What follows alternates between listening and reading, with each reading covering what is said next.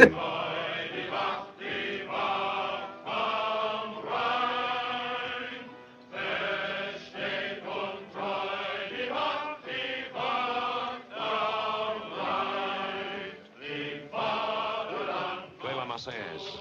Plate.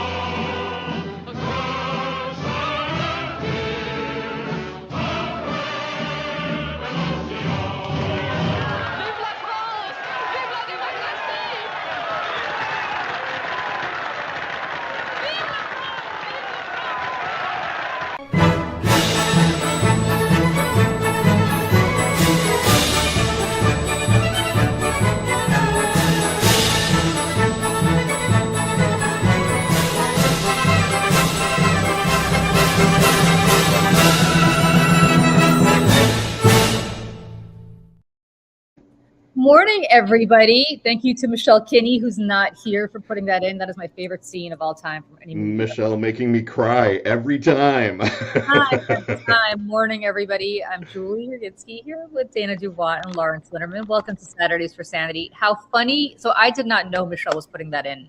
She just texted us that she wasn't sleeping last night as she put all these assets in.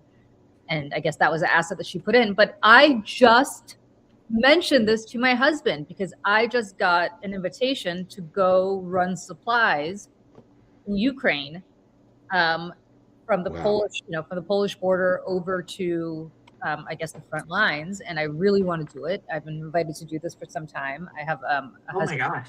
I have a husband and a son who are looking at me like I'm crazy and say it's too dangerous. And I literally said to him, I go, was Victor Laszlo thinking it was too dangerous to be doing what he was doing when he was doing it? I got no response. And here's Victor Laszlo doing what he was doing. Best movie of all time, best scene of any movie of all time. I will be the first person to say that Victor Laszlo is the hottest man in all of cinema. And Ingrid Bergman was so lucky to end up with him and not with Rick in Casablanca. I'm sure she had an incredible couple of nights with it. She probably didn't have with Victor Laszlo, and I'm sure it worked out well for her for a couple of nights. But long term, Victor Laszlo was the better bet. Yes, I fully agree. I need to go back. I haven't seen the movie in full, end to end, in probably like 2 decades. I need to go watch it. That inspired me to go watch it again. Movie? What's that? You've seen this movie, right? Dana, or you have? Of course, absolutely. I've seen it, but it's been so long. You guys, oh my God. I feel like we should do like a Mayday viewing of Casablanca. Let's do it. I'm in. That one and this is Spinal Tap. Oh, Spinal Tap. We don't have to even do the viewing of Spinal Tap. I could just recite it for you right now from start to finish. But you guys, Casablanca is such it's the perfect movie. Like there's nothing extraneous in it. There's nothing like missing in it. It's just like, especially in times like this, it is just the most inspirational movie to watch. And the best part of Casablanca is they made it in the middle of World War II. They didn't know how it was going to turn out. You're right. All those people in that scene, and I think I've said this before because I know we played that scene before, but most of those extras in that scene, including the woman who said Vive la France, Vive la Liberté, they were all refugees. They were all French. A lot of them were French refugees actors who'd made their way somehow, much like in this movie, to the United States. And so those tears were real. Because it was 1942 and they had no idea how the war was going to go. So intense. intense, and just I think about it and I want to cry. And Victor Laszlo, you are the hottest, and it makes me want to go run supplies to the Ukrainian military all the more. That is an amazing opportunity, Julie, and you should do it. And I'm sure you've read Ken Harbaugh's latest in the Atlantic. With Ken Harbaugh. Oh my God! Yeah. Do it. And can I come with? Yes. The answer is yes. I shouldn't be saying yes, but I'm running into a little bit of obstruction here at home about doing this. I would take my son. I can understand why. I applaud you, and I also understand the caution. I mean, let me say this. I am Russian, as people know. Yes. And I am deeply, when I say ashamed, like this must be how Germans felt when, good Germans felt when World War II began. Like, oh, yeah. So deeply ashamed. I mean, I come from the Soviet Union, and so therefore there really weren't distinctions like about which part of the Soviet Union you came from, right? So if you came from Kiev, you came from Kiev. If you came from Moscow, you came from Moscow. I came from Moscow. Plenty of people I know and when we first got here, we're friends with. Yeah. In Kiev. And now it's just crazy that we are, the people from Kiev are from the good side, people like me from the bad side. And then on top of that, I think you guys know I'm on Putin's hit list. Like, he put me on a list of Americans who are banned from everything he put in Russia, which is crazy train. I saw that list. I don't know if I told you this. That list came out, and I'm looking at it. And I'm like, Joe Biden, Lloyd Austin, okay, this makes sense. Oh, a bunch of senators who really are anti-Russian, okay, this makes sense. And I'm literally looking down this list, and around number whatever it was, I'm like, okay, this makes sense. And then I'm like, Julie Roginski, what? Like, it was such an out-of-body experience. I was like, what? Wow. I know her. I'm like, I know her. I'm like, Joe Biden makes sense. Julie Roginski does not make sense. Like, who the hell cares about what I have to say? I guess the Russians do. But how many people were on that list? Like, I think about 900. But it was like, it was mainly elected officials and journalists. And I think if I had to trace it back to what it was, when I was at Fox, I used to really go very hard. Fox crazily gave me my own show on Fox Digital because nobody paid attention to Fox Digital back then. This is like a decade ago. Yeah. And sure. I had this incredible producer who were like the little resistance in the building. And we had this show called The Clapback, which a lot of people in my generation are like, clap? Like what? But it was explained to me that the clapback is what the youngins do. That's funny. I'm not kidding. Everybody I spoke to my age, I'm like, yeah, the show they're calling The Clapback. And literally all of my friends are like, the clapback? They're like, you got the clap and now it's back? I'm like, no. Yeah. So I'd never heard that. Yeah. Talk about language emerging over time, evolving over time. That's hilarious. Such a difference between Generation X, us, and then what this was. A clapback, as I found out, was, like somebody like takes a shot at you and then you clap back at them, you hit back at them. So my whole show was I had all these hate tweets coming at me because obviously I was a token Democrat at Fox. So I would literally address those tweets live on air. But what I would do is I would also go speak Russian into the camera and motherfuck the shit out of Vladimir Putin. And the Russian embassy would call and complain to Fox. And Fox was like, we don't even know what the hell she's doing. It's it's all Russian to us. Yeah, it's all Russian to us. And they're like, and the Russian embassy was like, no, she's a Russophobe. And I was like, how can I be a Russophobe? I'm Russian. Like, and that's how I got away with it. So I think that's what got me on Putin's list, which is interesting that they actually cared about what I had to say. Yeah. That is amazing. You showed a clip previously of you speaking Russian into the camera, and it is so magnificent. Yeah, well, thank you. But I think that's what got me on the list. So now I'm like, fuck it, I want to go to Ukraine. I want to, my husband is currently telling my son that this little dog that we got is now chewing up the floor. Having now chewed up all the furniture, she's moved on to chewing up the floor. Yeah, well, good luck, guys. Julie's going to Ukraine. Have fun with Maggie. I want to take my son with me. I'm like, what a great college application essay. And my husband's like, this is all you think about now. You think about everything through a college application essay prism. And I'm like, I know, but what a great opportunity. But what a great essay. Oh my What a God. great, I know. Actually, Dana and I thought the same thing, but what a great essay. I know. I'm in, Julie. I'm not kidding. If you can swing me an invite, I'll go with you. I mean, how amazing would that be? You guys, this is like the righteous cause of our lifetime. Everybody's It focused. absolutely is. So I'm gonna have to work on my family here. But anyway, so you guys, how was your week? You know, it was a strange week, but it was all right. Yeah. How about you guys? I mean, mine was good. I wrote a thing that kind of went viral, and Oh I'm my God, Lawrence. We're surfing getting the into that one. Could we talk about this for a second? This is a very heavy topic for Saturday, so I don't want to dwell on it too much. Other for than sure. Lawrence wrote, go to Lawrence's Substack. I'm grabbing it right now while you guys talk. Oh, thank Lawrence you. wrote, like, it's very rare that somebody can make me cry. Well, it's not rare that somebody can make me cry with their writing because that's what beautiful writing is supposed to be. But this made me cry.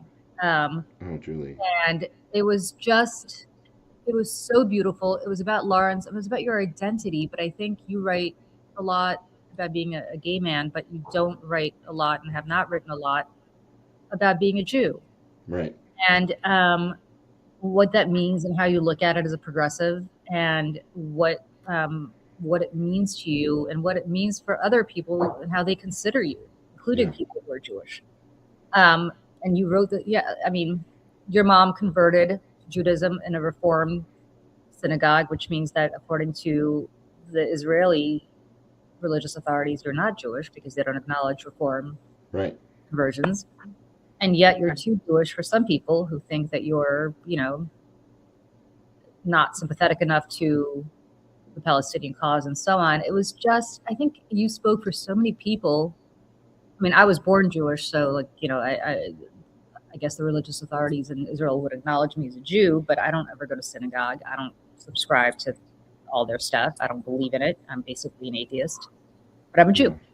Yeah. I think a lot of us feel very trapped in this. And somebody asked me what being Jewish is. And is it a religion? Well, not really, because many of us are not religious. Like, I'm not religious at all. Right. I'm agnostic. I'm some weird, Buddhist shaman agnostic thing. I believe there's something bigger than us out there. I think it's explained by science. Let's put it this way. I don't think it's explained by a guy. Let me put it this way. I don't think it's explained by this. I don't think it's explained by what's on St. Peter's, what's not in St. Peter's, what's in the Sistine Chapel, where the Sistine Chapel, right? Where God is touching Moses, right? Like, I don't think it's. I was wondering what you were doing there. I got it. I immediately knew. Like, she's doing the Michelangelo. Michelangelo, Sistine Chapel. Remember that? Do you know what I'm talking about? Yeah, of course. What did I just do to my camera? Yeah. Oh, Lawrence, where'd you go? Oh, there you are. I hit a thing on my keyboard. Yeah, so I don't think for me, it's not a religion. For me, is it an ethnicity? I mean, I'm white. Right. Well, you're white now in 2026. And when we first came up, when the Jewish people first started coming to this country, we were not white in the same way that Italians and Irish people were not white. Right. I mean, if you ask Tucker Carlson, I'm not white. But I am. If I had to check the box on the census and they asked me what my race was, I would say I'm white. Oh, for sure. So but there are plenty of Jews who are not white. Half of Israel is not white. Half of Israel, So, and then somebody said this to me, and I was like, this makes sense. Back in the olden times, like back when Judaism started as a religion, and it's the only religion that outlived this, there were tribes. There were tribes of people. Yeah. And so we're a tribe. That's all we are. Literally. Literally. Like, I know we call it the tribe, but like literally we're a tribe. And there used to be hundreds of tribes like this in the Middle East. It's just that most of them did not survive the Muslim invasion. We did. And so therefore we are one of the few, I think probably the only remaining tribe of that of that era. And so I think that's what we are. And I think that's what you wrote about. But I don't know what you have to add to that, Lawrence, other than it was beautiful, and I hope as many people read it as we could. Well, thank you. That means the world to me, Julie. It really does. And the thing that motivated me was, and this is going to sound maybe crass, but it's this impending fear that the Democrats are going to rip defeat from the jaws of victory because we are going to tear ourselves to shreds in 2026 and through 2028 over, you know, the Jewish question, not to use a freighted phrase. But the point of the essay is I have a very complicated relationship with Judaism for a number of reasons that I outline in the essay. I have a very complicated, even more complicated relationship with Israel. And I know, Julie, that you and I may not agree on some of these words, but like I have called what's happening in Gaza genocide. I despise Benjamin Netanyahu, as I know you do too. Yeah. I think that he deserves to be, tried for war crimes in The Hague. And yet, none of this is good enough for a certain element of the rising left, which views just the word Zionist and Zionism and Jewish as all equivalent and a petard upon which we should be hoisted and punished and tried and crucified, right? To mix all my metaphors up there. that was a good one, Lawrence. Another Jew was once crucified. Yes, go ahead. Right, exactly. And and like I don't like the word Zionist. I've never used that word to describe myself, right? I mean it in the most generic, original, do I believe that Israel and Palestine both should exist and have a place on the map? Yes. And so I feel like I'm standing here holding, someone ran by and put the sign Zionist in my hands, and I'm standing here holding it, and I'm realizing that I won't drop it. I won't let it go. I won't release that word, because if that word means what it originally meant, which is that Israel deserves a place on the map. And yes, everyone, I know that Palestine deserves a place on the map as well. But if it means that Israel is the only country in the world that is being asked to dissolve because it has an administration that is currently committing horrors, and because it was founded under questionable circumstances, for God's sake, every country in the world doesn't pass that, like the United States should be the first to give up its charter. Yeah. Like, I think that's right. And I also resent the fact that people who are not Jewish have now just determined what they've redefined what Zionism is, right? Like they're telling me that I'm wrong. Right, out from under us. Like out from under us. Like Zionism has always been belonging of the Jewish people to literally return to Zion. It is in our liturgy. Like I'm not religious, but I did go to a very religious Jewish school when I first came to the United States just because my parents had no other money. So I know, trust me, I know my Jewish liturgy really, really well. Yeah. One of the three of us should. Yeah. All the daily prayers. It is certainly the Passover Seder when you say next year in Jerusalem. It is constant. The longing to return to Zion. And Zion is interchangeable with Jerusalem. Now, that's all. That is all it is. For the Jews to return to Israel, to Zion, which now is called Israel. Could have been called Zion. They chose to call it Israel. So that's all Zionism is. It's not about killing babies. It's not about taking, it's not about not, like, there are crazies in the Israeli right who've now said from the river to the sea, all of Israel is going to go back to the biblical outlines. Like, that's insane. Like, the Palestinians, of course, should have their own homeland. Of course, what they're doing, building up and expanding Jerusalem more and more and more into the West Bank to make sure that they're not going to be able to get any part of Jerusalem is wrong. Right. Back to the 1967 lines, except for East Jerusalem, which I think should be sort of international buffer because you can't totally agree. Yep. Can't prevent Jews from visiting their holy sites. But the hatred that I think has been directed at some of us is really scary. And I'm so glad you wrote this essay. And I don't really want to dwell on it too much on a Saturday because it's Saturdays for Sanity. Right, for sure. More than I anything appreciate you mentioning it, and I'm so touched by your compliment. It has gotten a lot of traction. I just encourage people to read it. And next week I'm coming out with part two that is Ooh. actually more hope based. Oh, I love that. That makes me really happy because I need a little bit of hope. I'm in a dark place. I have to say, after Tuesday's elections, I was up in Boston, and I will stop talking about negative stuff. We could talk about our favorite topic of the week, Taylor Swift wedding. But I was up in Boston for these elections, and I voted early, so I cast my vote early, and I was in Boston when these returns came. I think we lost Dana, and Mm-hmm. No, I'm here. Okay. I just had to mute my video for a second. Okay. And I was as gut punched about what happened as I was when Donald Trump won. Really? It was that intense? Yes, because I know who we elected in the district next to mine.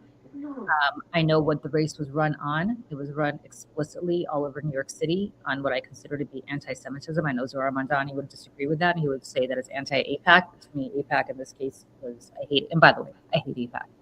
But Yeah, same. But APAC was a stand-in for Jews and the Yep. power, the Jewish money, which is such a fucking old trope that I can't take it.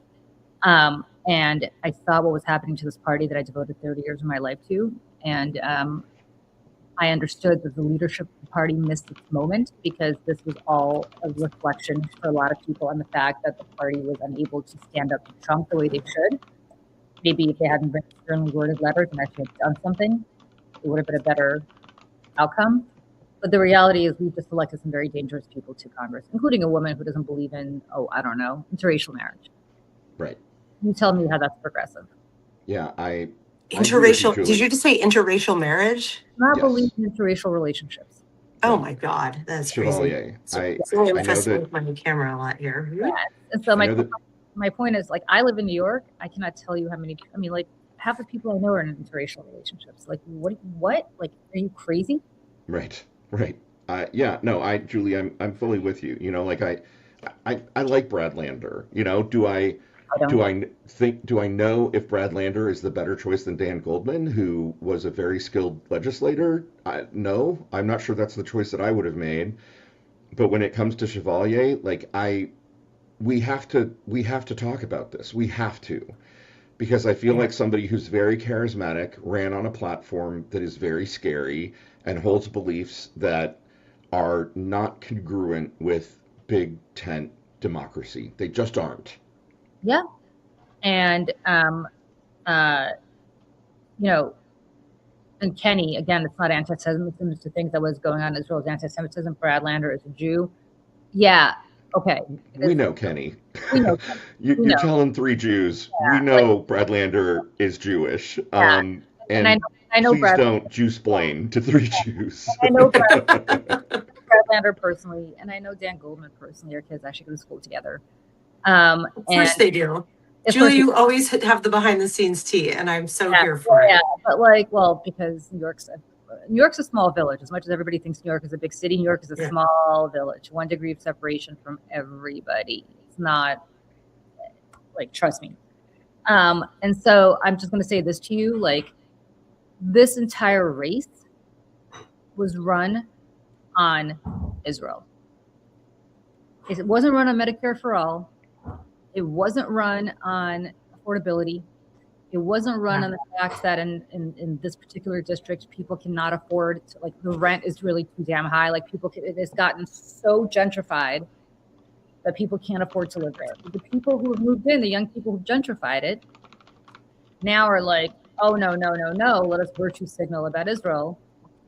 And that's not what, the majority of the people, Dan Goldman lost and Brad Lander won because Zohar Mamdani used all of his political capital to get Brad Lander over the finish line. The same thing as he did for Chevalier, the same thing as he did in his neighboring district as well, for another congresswoman-elect or presumptive congresswoman-elect. And I'm telling you right now, Zohar Mamdani doesn't give a rat's ass about anything but Israel. That is why he got involved. That is the only reason he got involved. The people in the city of New York care about it. If I polled random people on the street and said, tell me what your number 1 through 100 issue is, I guarantee you Israel would not even pop. It would not even pop. So, yeah. there you go. Yeah, the last thing I'll say about this is my motivation here really is we have far too many important things to do in this country. And I said it in the essay, and I hope I made it clear. I'm an American. I've never considered myself anything other than an American. I care about us getting Trump out of power. I care about Democrats absolutely sweeping in the midterms. I care about us retaking the presidency. And maybe I'm Cassandra, but I'm seeing a vision of the future in which we tear ourselves apart and over this topic. And I think we should be wiser. I don't think we should fall for the trap. Yeah. Yep. Agreed. Okay. Yeah. Friends, there is a wedding taking place next week. Oh my God. Thank you for the segue, Julie. Madison Square Garden. Yes, there's a wedding taking place next week between two people who I couldn't care less about, but other people apparently seem to care about tremendously. I care, Julie. I do care. Okay. I am an unabashed Taylor Swift fan. I'm not particularly a Travis Kelce fan. I am not so into her music. Yeah, that's fine. Not my cup of tea. And I'll tell you why. And I will tell you my problem with Taylor Swift. I think she's completely. I mean, I appreciate that there are a lot of young girls who see themselves in her. I've never. She seems to me like the most self-centered, narcissistic person of all time. Like everything's about her, everything's about her feelings, everything's about getting revenge on the guy who screwed her. And this wedding seems to be a reflection of that, in that they're apparently, now Lawrence has a theory, and Michelle said her theory. I'm going to credit Michelle with this theory, but I share it with her. Ostensibly, false flag. Ostensibly, yeah. Taylor Swift and Travis Kelce, who seems like a complete and utter seems like a nice guy, but a complete and utter dope. And my prediction, this is going to sound very cynical, so I'm so sorry. But Julie, the booty on that man, come on. Really? Yeah. Oh, yeah. Oh God, Lawrence. Travis is a total Lawrence type. Really? I've had a crush on Travis Kelce since way before Taylor made him cool. Really? Oh yeah. Wait, I'm gonna mess this up. Isn't he a tight end? Away, for sure. Are you kidding? Oh my God. Yeah. He's a tight end? Okay. Is he a tight end? Back me up here. I don't know. Yeah, no, the position he plays is called a tight end, right? Okay. So, by the way, nice. Okay. But what the gayest thing I've ever heard. Right. Thanks, football. But I also have to say, Lawrence, that if I think of anybody who's the opposite of my type, it would be Travis Kelce. Like there's nothing about him that I find attractive. Nothing. He's the anti-John Hamm. John Hamm is my guy. John Hamm. I don't judge you for that, Julie. I don't. Julie, here's my thing on that. Because I do have thoughts on this, because I was late to Taylor Swift, and it was my own internalized anti-feminist nonsense. I think she's immensely talented. I love her music. I took my kids to go see her in Munich on the Eras tour so that we could see her at her peak career moment on this tour. I like the soft boys, and Taylor likes the soft boys. Taylor spent her whole life with the sad, willowy, schmoopy, arty types who did not serve her well. And then she found a complete golden retriever, big sports dude who just worships the ground she walks on and wants to make her bigger. These other men were it's very hard. Women who, as they come into their power, have a hard time finding men who can keep up. True. And here's this young woman at the top of her game in by every possible metric, a superstar. And Travis is get bigger, be bigger. And I love that for her. And I hope she's actually just really into him and having the best sex and time of her life and now gets to marry him. I want a happy ending for her. I do too, but I think Travis is going to retire. He's going to sit on the couch. She's going to go on her 20,000 world tours. And then I think she's going to be like, this guy's not big enough for me anymore. That could be true, but he has Hollywood ambitions. So I think there's strategery that's happening to make Travis as big or bigger. Also, I'm 99.9% sure they're going to have 2 or 3 kids before she does any more. I think they're going to get married, and then a couple months from now, we're going to hear that Taylor's pregnant, and they are going to have several children right in a row, Yes, and then it will agreed. be you know, the Taylor Swift Lullaby album and the Taylor Swift Christmas album and the Taylor Swift I'm Singing to My Kids album as they're growing up, right? You know, like I'm there's so tired. I haven't slept a full Oh, night, except I have 16,000 nannies and housekeepers. La la la right, la right, la. but there's daytime nanny and the nighttime nanny. That's a big thing. The daytime right. nanny. Of course, But she has there's to be nothing fresh. better than hearing the sounds of my children's laughter in the yard. You know, like it, right. She's going to do that whole era, right? Yeah. Okay, so here's what I think. Okay. I hope that this whole thing is a diversion and they're not getting married at Madison Square Garden.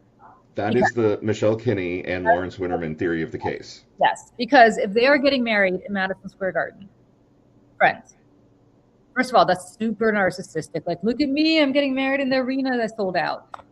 Don't like that at all. Second, Yeah. I don't care what kind of wedding planner you have. I don't care if this guy's a magician. You're still going to hear the rumble of the train and the subway underneath. Madison Square Garden is where Penn Station is. It's above Penn Station. Which Right, right. Oh, they would probably stop the trains. I mean, I swear on all that is holy. They stop the fucking train. Like, I cannot begin to tell you because the World Cup is happening right now.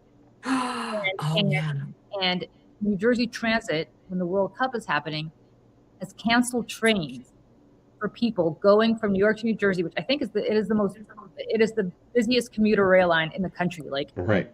millions of people Right. use it every day. But they stop the trains because the World Cup to anywhere but the World Cup. So people who have to go to New Jersey, like my husband who works there, has to figure out a different way to get to work because of the World Cup. If they do this for Taylor Swift's wedding, I swear to God, the entire state of New Jersey will rise up, and rightly so. Like, no. And also Amtrak comes in there. So if you're on the Northeast Corridor line, if you're coming in from Boston or you're coming in from Washington or Philadelphia, you got to go to Penn Station. That is literally where the train goes. Yeah. They can't do it. The Michelle Kinney theory is this is my amendment. I think they're getting married in Nantucket, right? Or Martha's Vineyard or some idyllic, beautiful place. And while everyone is focused on Madison Square Garden and all the paparazzi are there, they're going to come back and say, like, we did it, we got married, here are the pictures. And yeah, I And TS13 is coming soon. right. You know, she'll use it as a press moment to The be wedding like, album, right. right, I'm so happy. And she'll like Easter egg like 16 things around. Like I'm trying to figure out how it would work at Madison Square Garden because you're not going to take out the actual arena, like the actual seats where people watch shows, right? So you're Right. going to put your guests in, like those seats are really uncomfortable. Right. No, the seats would be on the floor, don't you think? But you're still Right. gonna And they'd like velvet curtain away all of the stadium seats. I don't know what Madison Square Garden is like, but other stadiums. You're gonna like, what are they gonna do? It's like a normal arena, right? Like, right. You're gonna do to the state like seats above, and then like, are you gonna take Mark Messier's number down, like the Rangers, like the numbers are hanging from the rafters? Are you gonna take those down? Better not. Like netting and flowers draped from the ceiling. Right, and velvet, a lot of velvet to mask the sound, the echoic quality of the arena. But it's still all like it's all what's that? What like cinder block? Like it's basically right. Yeah. It's cinder block and and hardwood floor, or No, not even hardwood floors, like cinder block floors. Yeah. Like beer from like 1974, like the cleaning crew she'd have to have in there for him. God knows, like get the what? So right. The first show after her wedding there would be like the cleanest show you would ever experience in Madison Square Garden. Somebody's gonna have to let my dog in who's waiting outside. He's hello, family. Can you let Hagrid in? Family. It doesn't seem. The only thing that seems logical about Madison Square Garden is the ability to put security everywhere to keep it, like I could see them trying to make like a tiny space within the giant one and then putting a huge security border around it so that nobody's getting. Right. And Dolan's cameras are going to take pictures of everyone inside the building to make sure that no one is sneaking in. But Madison Square Garden is also located in Midtown Manhattan. where people go to, like, you're not going to have a security barrier. You can't, like, even for like, remember when Trump came for the Knicks, he also came to Madison Square Garden. God, that was so long ago. So long ago, right? And they closed off that part of Yeah. like that happened for an hour. It's not, like, it was quick because he came in and that was it. How long are you going to have a security barrier for? People have to go to work. There's bars right there. Like, you're not going to stop people from, like, going about their lives. I don't know. Is she supposed to get married? It's next weekend, right? Well, Like early Fourth of July weekend. Yeah. Is the rumor. So she's apparently having a small, intimate wedding there for, like, just a few people, and then she's having a big party. The more I talk about this, the more I think you're right, Lawrence and Michelle. This can't work. Right. This is a whole PR ruse. It's a diversion. Absolutely. Right. Madison Square Garden is going to be the place that announces Taylor Swift 13, and the wedding is just going to happen someplace else. And right. I mean, honestly, that would be the biggest troll she could ever do. What about all the people who are already flying in to Madison? Like, she can't.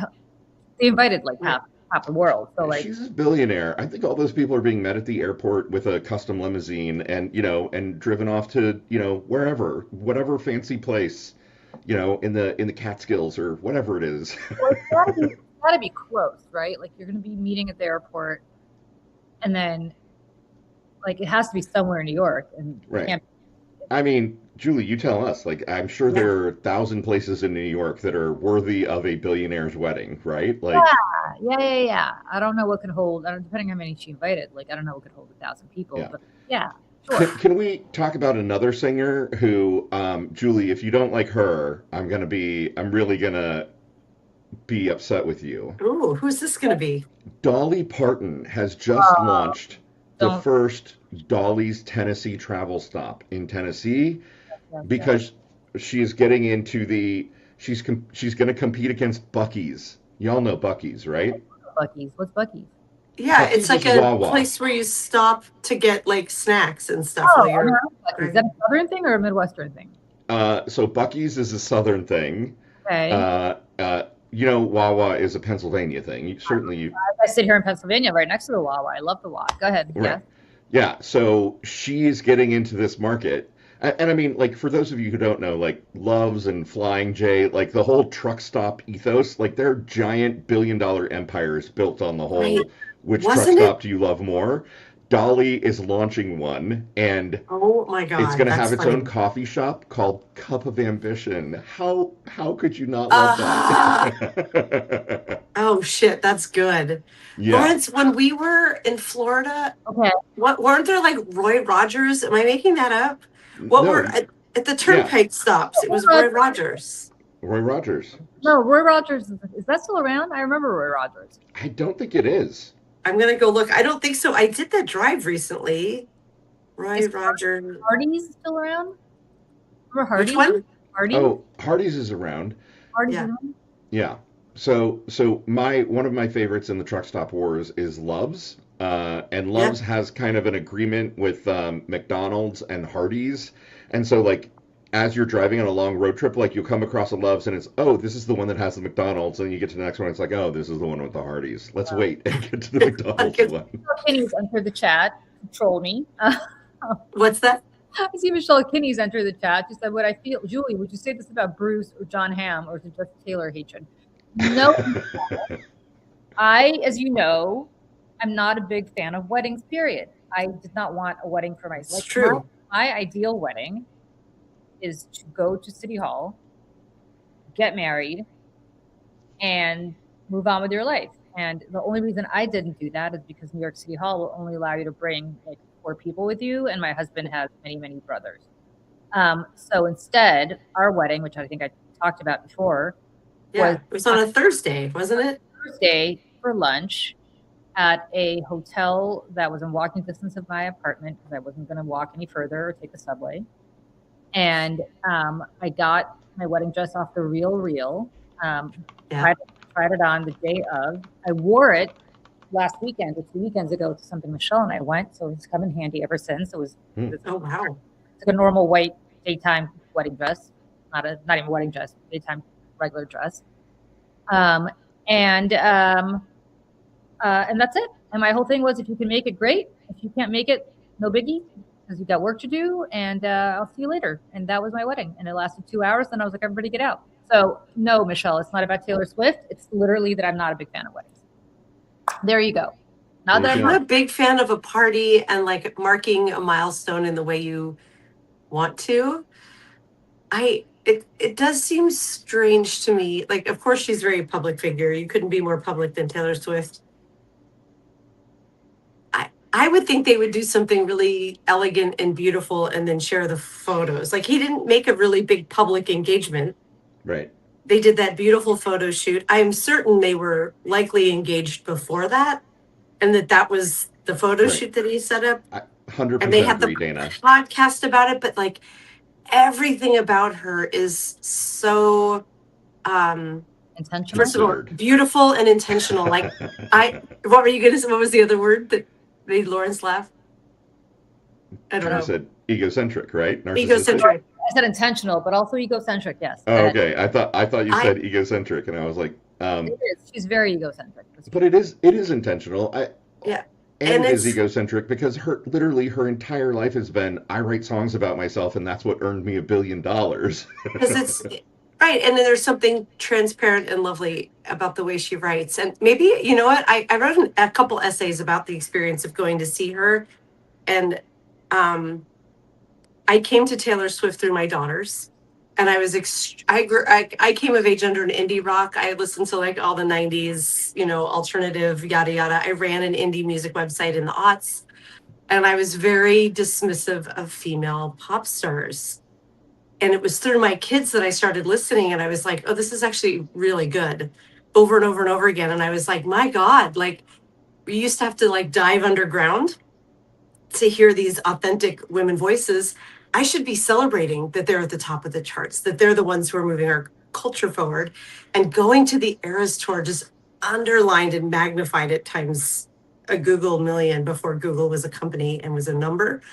The way she showed up for that Eras Tour, and because she's Taylor Swift, like never missed a note or a step for almost 4 hours of performance that was like Broadway show. I don't know, I've never seen an actual Broadway show on Broadway, but a pitch perfect production at this, performing both for the audience and the giant screen behind her. Every era of her song was a different theme and vibe. I mean, millions of or hundreds of thousands of people saw this, so I'm not saying anything new here, but and then the way everyone in the audience showed up for her, and it was 90% women, but like people brought their A game. They dressed to their favorite era. The people in Europe made new traditions because the women in the hotel I was talking to were like, we want her to know how much she means to us. So like during the Lovers song, they brought these hearts and things. And my favorite, during the song Willow, on the stage, they have these like giant kind of golden orbs they're passing. And they started it in Amsterdam, and it, spread that everyone came with orange and yellow balloons and lit their phones up with them. So the whole stadium echoed back what they saw on stage to her. Like, we're showing up for you, Taylor. And it was beautiful. Like, I'm getting chills thinking about it, that I was like, the lessons that everyone in this audience is learning about what it means to show up with like joy and professionalism are immense. And why are only the women learning it? And a few dads and gay men. I love that, and I've heard that about her. And I don't listen. What she has meant for young girls. And to her credit, she's a good role model, right? She's a really hard worker. She is intentional about what. Like, I'm going to put her music aside. It is not my cup of tea. But in terms of what she is, the lessons that she's teaching young girls, she's 100% self-made. I get that her father helped and blah blah blah, but the point is she wouldn't have gotten to the start that she got to if she who she is. Super self-made, and I don't think manufactured by some record label the way a lot of other singers recently are. Right. And she is an extraordinarily hard worker. She has and I know that girls, especially who show up to her concert, feel like they're part of something bigger and something joyous and something magical. And for all of that, I think she's a very positive force. I'm not ragging on her whatsoever. It's a very positive force. in the world. I think she is. I think also, however, I think she is so intentional about her like I don't like what she did to Blake Lively. I think the minute Blake Lively ran into problems, Taylor kind of seemed to have disappeared. So I don't like that because they were like best friends, and all of a sudden, as soon as she got dragged into the Blake Lively thing, because Blake Lively said, "I have two dragons protecting me, my husband and my best friend," the best friend disappeared because it wasn't a good look for her, and I was like, that's not cool. I don't like that. And she also has these like friends that she goes through. She like cycles through them. Like then she has these fights with them as they kind of have fallings out. But Julie, what about when she enters her politics era? Because she's never entered her politics era. That's what upsets me. She has all the influence in the world, and she's going to. Here's my prediction for you. Taylor has a politics era in her future. I guarantee it. If she wants to run for something, no. You think so? Because she's 100% think she's going to run for something one day. I've never heard you say this, Lawrence, and I am curious because the first thing everyone in the world goes to whenever there's something wrong politically is like, why is Taylor not saying something? And I'm like, is Taylor really the right person to say something? And also, I will never forget that she came out right after the debate for Kamala and like threw down a really heavy endorsement for her at great personal expense. I don't think it was a heavy endorsement. I think she said, "I'm voting for Kamala Harris. You could vote for whoever you want. We should just go vote." I think if Taylor had cut an ad for Kamala, that would have been different. I thought it was really authentic and in her voice. And she explained why she was voting for Kamala and the work she did. And she encouraged people to do the work, which I loved her endorsement. And at the time, I remember, I think I texted you, Lawrence, and I was like, we got this. We got the Taylor vote. Right. But I agree, though. I wish she had gone further and made an ad. Like, yes. I really was waiting for the ad to drop, and it never dropped, and that made me very sad.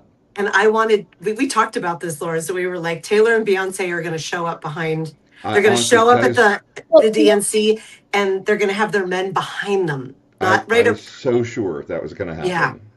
Well, because if she'd gotten Travis to do it, we would have won. Yeah, and the problem is Travis works for the Hunt family, who are massive Trumpers. That's what she looked at. I think part of it is she's now like I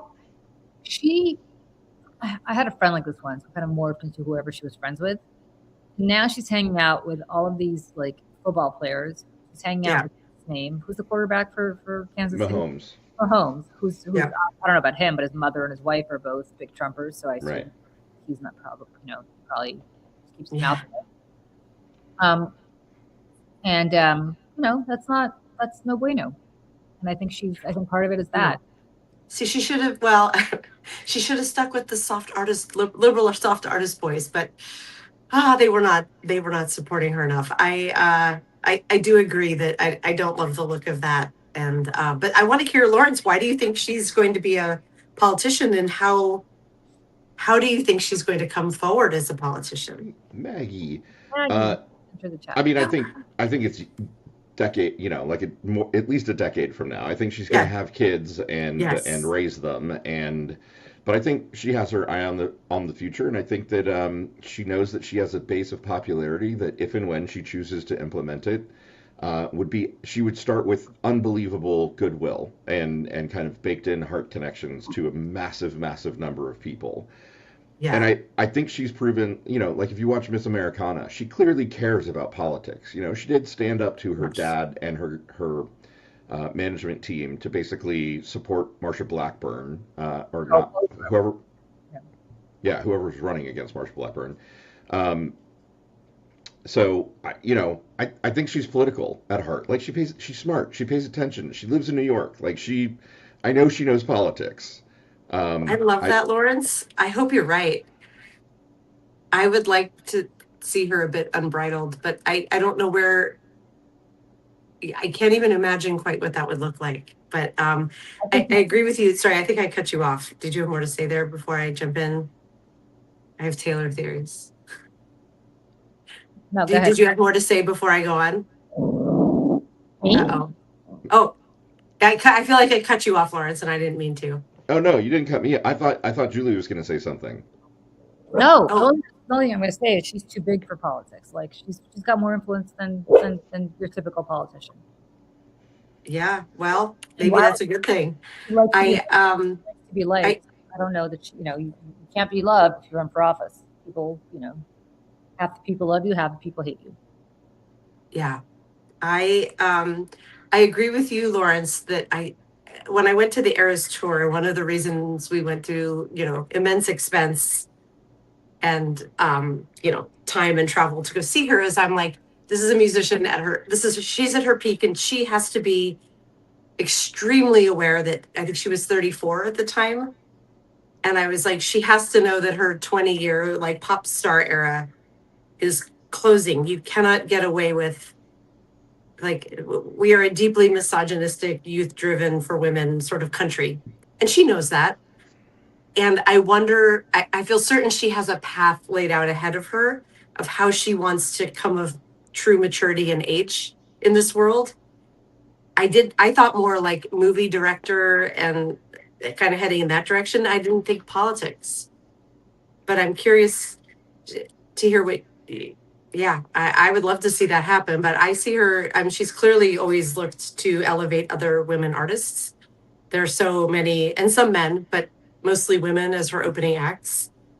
Excuse me, she has always elevated them. So I could see her moving into that space too. But They're probably just kids projecting. I mean, I I can't imagine having that much money and that much power and not trying to make the world a better place. Like I literally cannot imagine I think she does. having that power.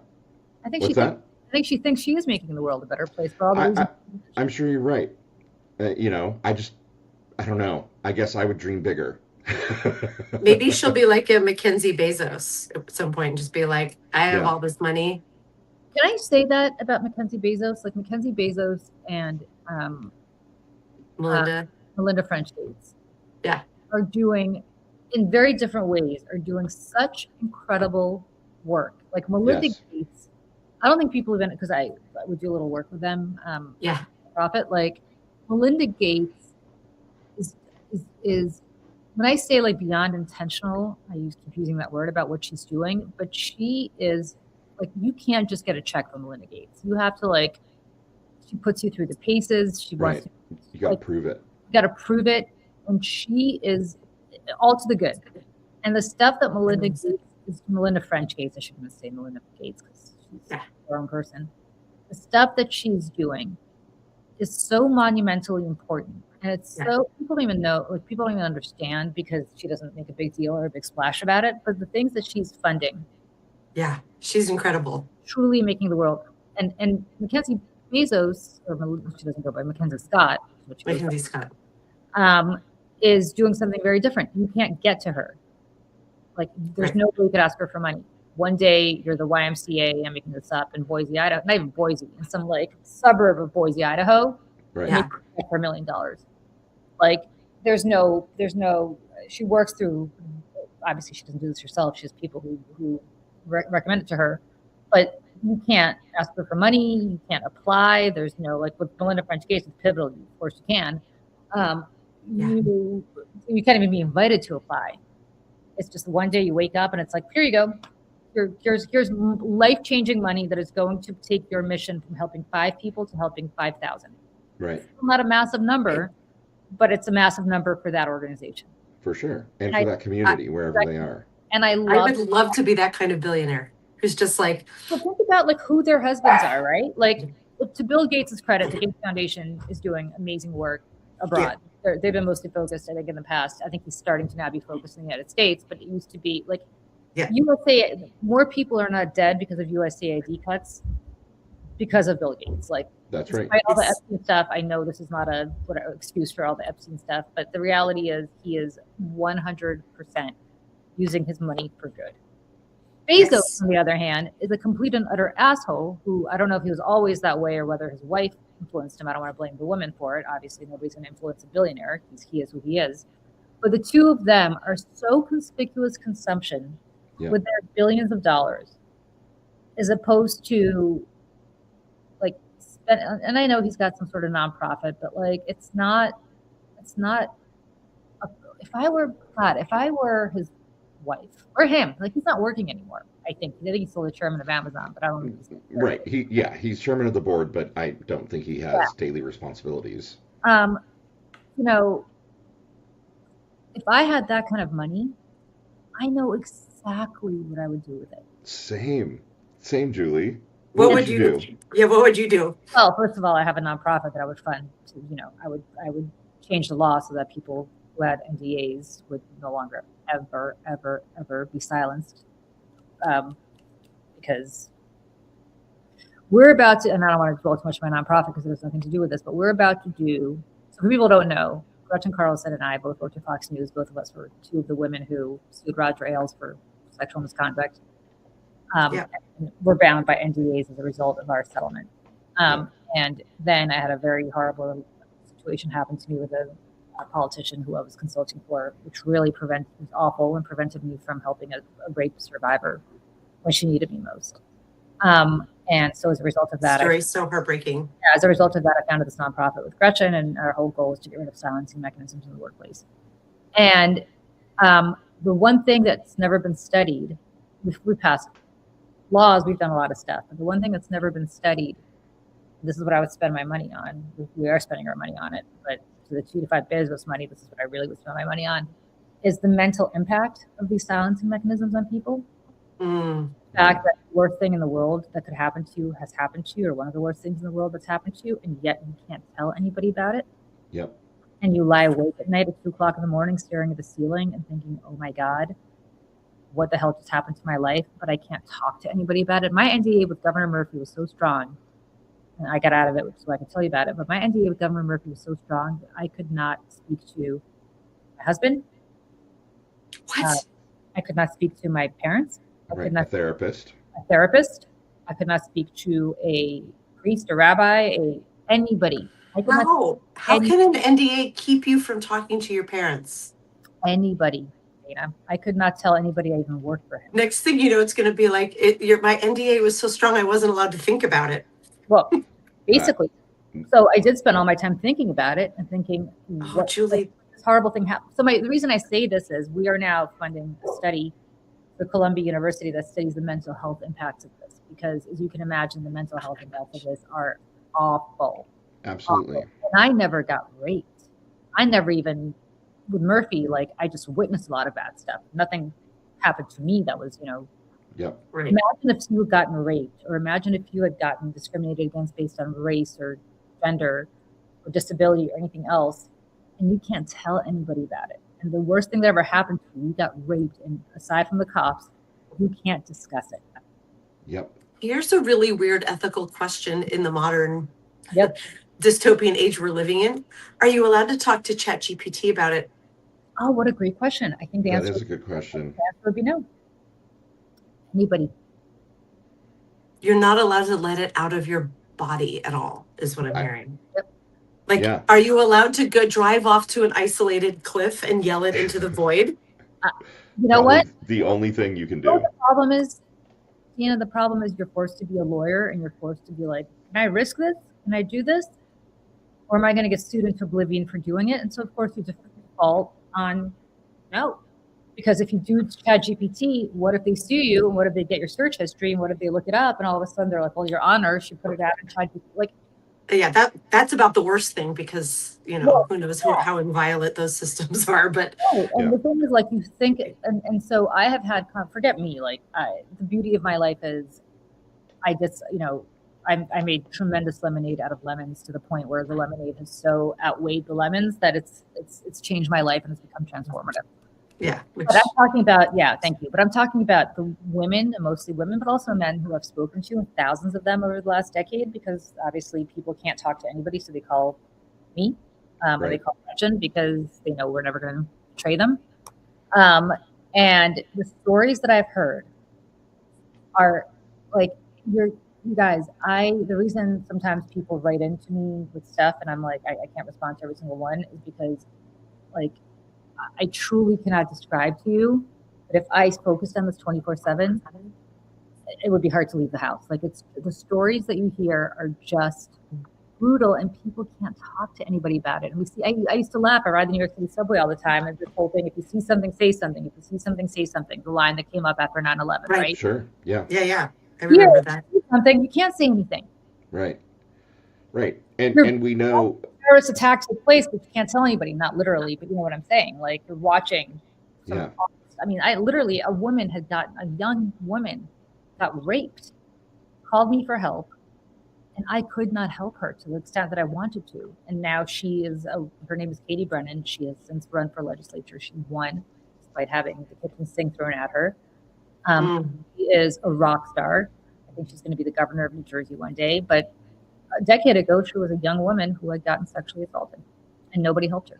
And she That called me is for help, and right. And you couldn't. I couldn't do what I mean, she understood. Like she inspired this law. Like it's called the Speak Out Act, but in my mind, it's Murphy's Law, Governor Murphy. Yeah. Julie, may you get $1 billion so you can bring all this to life. Honestly, most people have really lame ass aspirations about a lot of cars. Or so if you're asking me what I would do that. I would, if I had Bezos money, or if I had Musk money, I would literally take all the money that we wasted on USAID and I would give it to Bill Gates, who already has the infrastructure, and I would say, go save all the people whose lives, there are people in Africa. I don't want to be like there are people in Africa who are dying, but there are people in Africa who are dying. Yeah, literally. Yeah. Who could be helped with a shot that costs 10 cents. Like some inoculation that costs, all you need is a shot in the arm and you're good. I had this conversation with my OBGYN the last time I was there, because she lives in Florida. She comes up to New York to practice, but her her wife lives in Florida for whatever reason. I guess they live down there, so she commutes back and forth. And she's like, I'm not practicing in Florida. I can't practice in Florida for obvious reasons. And she said to me, this is not a woman, I think, she's an obstetrician mostly. I just use my OB-GYN because I still go to her after having my baby. But she said to me, if they ever ban abortion nationally, which, friends, is coming. Right. Yeah. She said, I'm not practicing anymore. And I said, why? I said, you don't really do abortions. And she said, because there are things that I can do. This applies to my USAID conversation. She said, there are things that I can do to save your life that I was taught to do in medical school that would take me 30 seconds to do. It is so second nature to me that I do it all the time to save somebody's life. Not all the time, because obviously it doesn't happen all the time. She said, but I do it, every so often to save somebody's life. If I am prevented from doing that now, I don't want to practice medicine anymore. Yeah. And I completely like it would violate my oath as a doctor. If I can't save your life because that's considered against the law now, like I don't want to have that on my conscience. And I'm writing. Oh, sorry. You keep going. I'm going to only finish by saying this. Like, if that's the case, that's what's happening with USAID. We can save people's lives reflexively like this. It'll cost us nothing. And yet, we're not doing it anymore because the wealthiest man on earth was worth, on paper, $1 trillion. Well, not anymore after this week. Right. What would happen? He did blow $1 trillion. I'm thinking about starting a GoFundMe. Do you guys want to pitch in? The SpaceX stock tanked enough that he lost a third of $1 trillion. He lost $350 billion. Why? Why did it tank? I didn't follow this. Well, I mean, I can tell you why the SpaceX stock tanked. It's because the company has never, ever turned a profit, and it is a weird amalgam of a space company and an AI company. Okay. And they are using financial trickery to help finance the build-out of AI data centers for XAI. And part of what we're discovering is that we're in an AI bubble. And the SpaceX stock was massively, massively overvalued when it IPO'd. And it's lost a ton of value since then. So he was worth more than $1 trillion for one Scaramucci, 11 days. For one Scaramucci, yes. And then it looks like the bubble is bursting, and so he is no longer worth $1 trillion. Only, poor guy, 800 billion. Right. Scaramucci sounds like a Jeremy Bearimy. Isn't that what it was called in The Good Place? It is a Jeremy Bearimy. Yeah. You guys, I love the mooch. By the way, Scaramucci is a donor to Lift Our Voices to my nonprofit. Nice. Is he? Oh, Anthony, I've known like he and I used to work at Fox together. Yeah, Scaramucci is actually a really good guy. Okay, that heartens me. I love to hear that. If I had $1 billion, they had to increase the song value because now if you have $1 million, you still maybe can't afford your rent. So $1 million, you cannot live in New York City. So yeah, exactly. You can't live in New York or maybe Seattle or LA or Right. But if I had $1 billion, I would 1,000% fund your nonprofit for starters. That would be like in the top 5 things that would happen. Oh my God. I regularly have fantasies like if I just fucking won the lottery, the Indiana lottery, I'm like, hey, Mayday Network, you're funded. Blue Ant Media, you're funded. Let's go make the world a better place. I had this conversation with a really rich guy about months ago, not longer.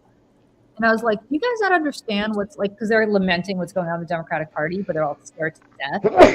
God bless you.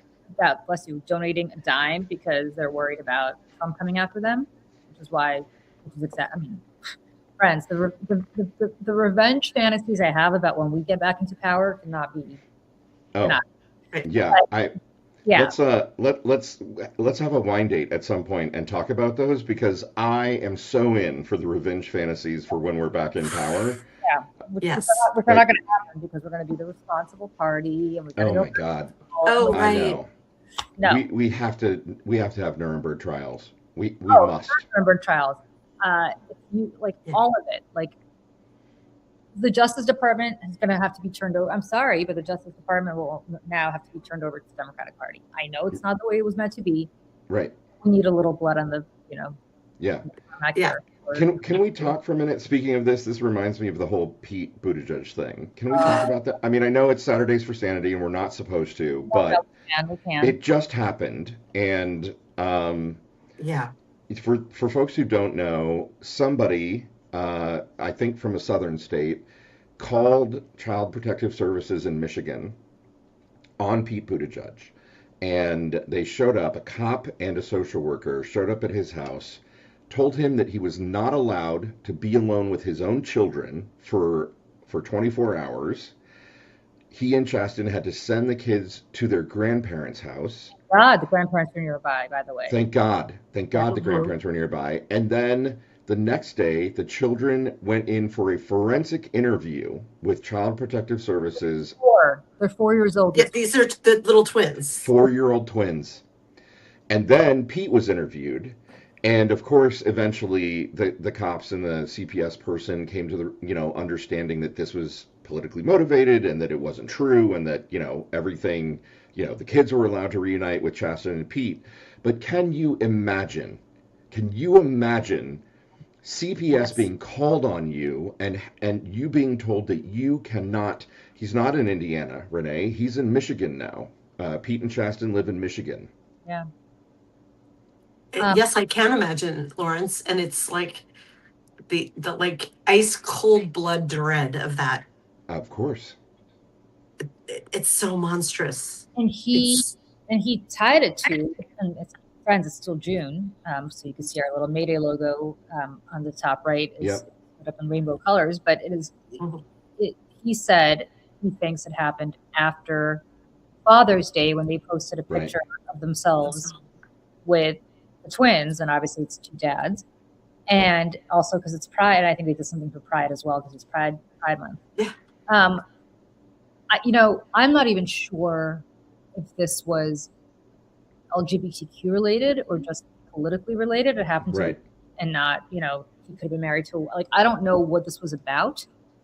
All I know is from a purely human perspective, as a parent, and Dana, the thought of being separated from my child for 24 hours and not being able to be in touch with him and not being able to be in contact and not knowing what that means is the biggest punishment you could levy on somebody. Like, come after me all you want, but leave the kids out of it. And so whoever did this, like, That is inhuman. Right. That is inhuman. Like you want to go after Pete because you don't like. Listen, you want to go after Pete because he's gay and you're a fucking homophobe. Have at it. Go call him whatever names you want to call him. Go be an asshole. That is your First Amendment right. Like, fine. But to go after somebody's children and to separate children from their parents, and the children, luckily the grandparents were there, but they didn't know that. They could have gone into protective services. They could have gone to a foster home for 24 hours. Right. Imagine what that would have done to the kids to be separated from their caregivers. Yep. Right. They're 4. They can't have any understanding right. of what's happening other than daddy is gone. What did I do wrong? Why am I not with my dads? And I can only imagine if this happened to, I don't know, Melania and Donald Trump. Oh, God. When Barron was 4 or 10, and how off limits everybody says he was, how off limits apparently he still is, even though he's a psychopath adult now. Right. Like, I mean, what the fuck is wrong with people? Like, that is just that. Like, these are. I know it's Saturdays, but like, I'm so glad you brought this up because these are children. These are kids we're talking about. Yeah. Yeah, and folks are saying in the chat, like, it shows that there's no bottom with these people, and that is what is terrifying, right? Because we are about to enter some of the most politically charged years of this country's history. With the midterms and leading up to the 2028 elections and Donald Trump getting older. I mean, the dude isn't going to make it until the end of his term. Like, this is about to be some of the most contentious political times. I mean, I don't know, maybe that's hyperbole, but hyperbole. Yeah. Like, by the way, pray that he makes it because Vance is worse.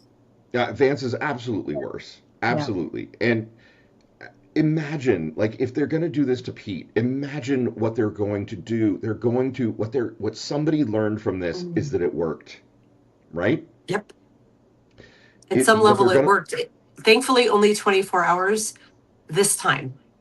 If we know anything from watching this, like, Lawrence and I have the daily whatever shows, Effed Up Friday, every Friday, where we talk about the news. We make it a competition. And it's lighthearted, but we're doing it with a very dark intent, which is like, we don't want to end up being boiled frogs. We want to be watching how things are devolving. So yeah, a year and a few months into this administration, he lost his kids for 24 hours.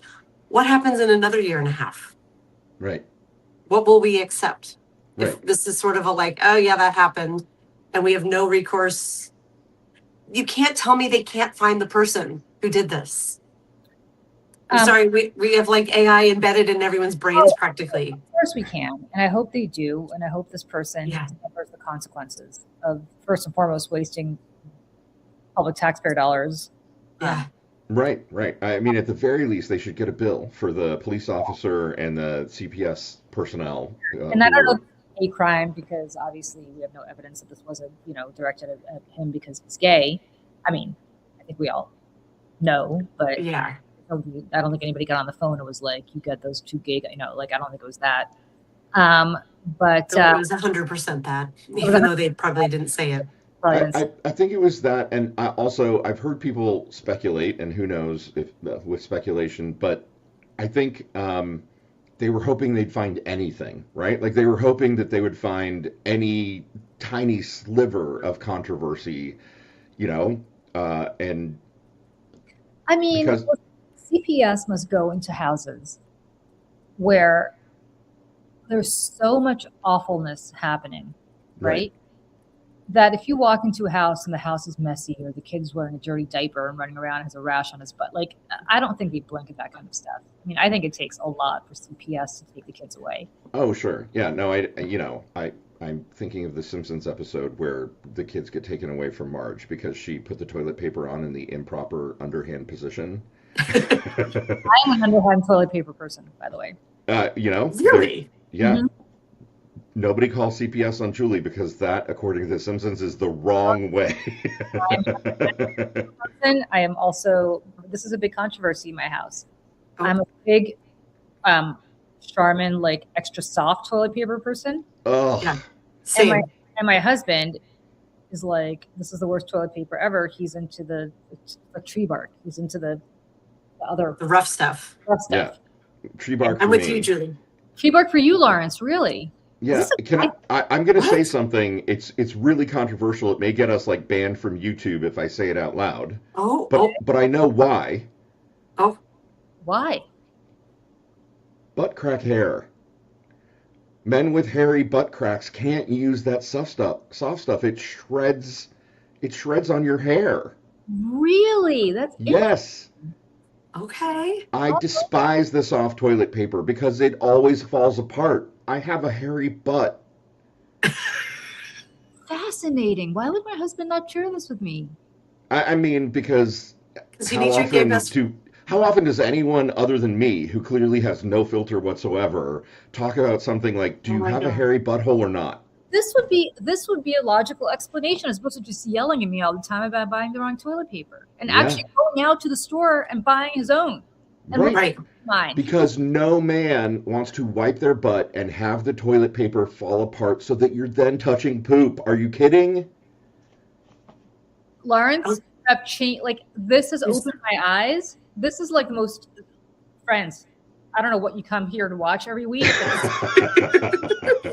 But for me, this is the most useful piece of information I have ever gotten off of doing any of these shows. Yeah, wow, did Lawrence just save your marriage? Because I feel like maybe he did. Suddenly, Lawrence, everything has fallen into place. Yeah.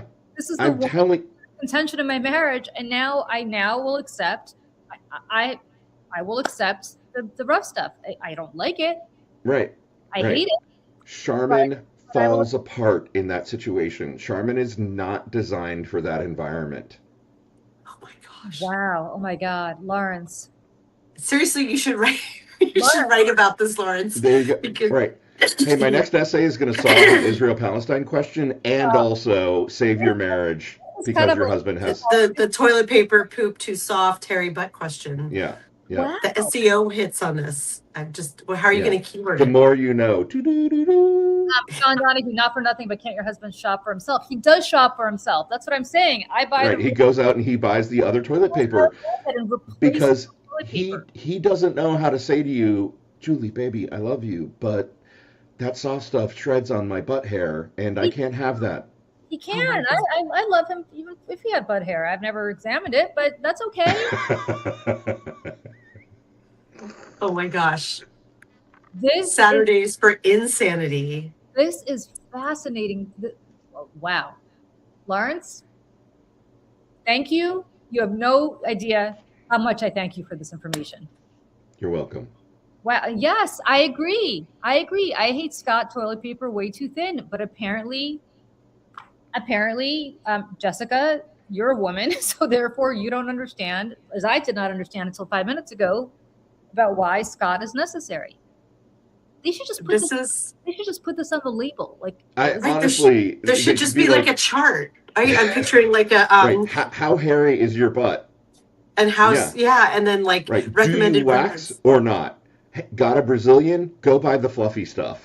You know? Right. This should be on like Wirecutter. New York Times, pay attention. They just need to have the grid of like. Right. How recently did you wax? I did not think we would be talking about this today. I've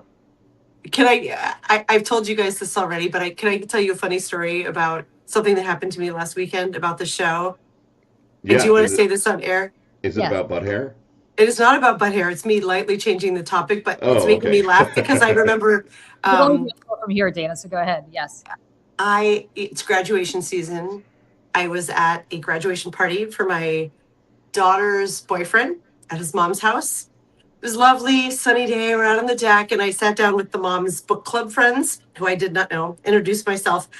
And the woman next to me, I'm not going to say her name because people have a right to be anonymous, but she was like, were you on YouTube this morning? I feel like I woke up listening to you. On this show? Yes. Oh my God. She is a fan of Mayday. And I asked her, how did you find Mayday? And she was like, the YouTube algorithm. And the reason I'm thinking of this is like, how is our algorithm going to change? We're talking about soft toilet paper and butt crack hair. Well, I'll tell you what, friends, this is the most useful information. Forget politics. This is the kind of information people should come to Mayday for, because this is actually. This is why Lawrence has been my best friend for 47 years, because you don't have to be embarrassed to ask anything. You're just like, so. Lawrence is now my best friend for the last 5 minutes because he's basically saved the day. I'm telling this, and okay.